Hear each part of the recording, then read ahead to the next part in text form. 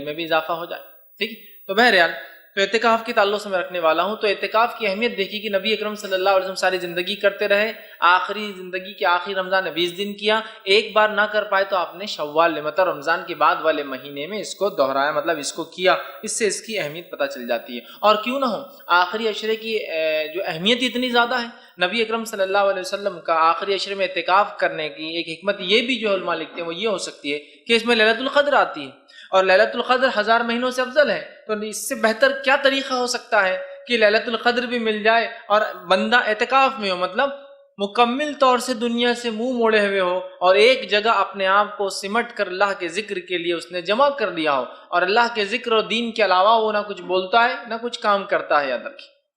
اور کتنا افضل ہے نا کہ آخری عشرہ بھی پا لیا، اعتکاف بھی ہوا، اور قدر بھی پا لی، شب قدر کو بھی حاصل کر لیا. اسی لیے نبی اکرم صلی اللہ علیہ وسلم علماء لکھتے ہیں حکمت یہ بھی ہے کہ لیلۃ القدر پانے کے لیے جو ہے، کیوں تو آخری عشرہ ہے، بہت اہم عشرہ ہے، اور اس میں لیلۃ القدر بھی آتی ہے. اعتکاف سے بہترین بہرحال کوئی ذریعہ اس کو حاصل کرنے کا نہیں ہو سکتا.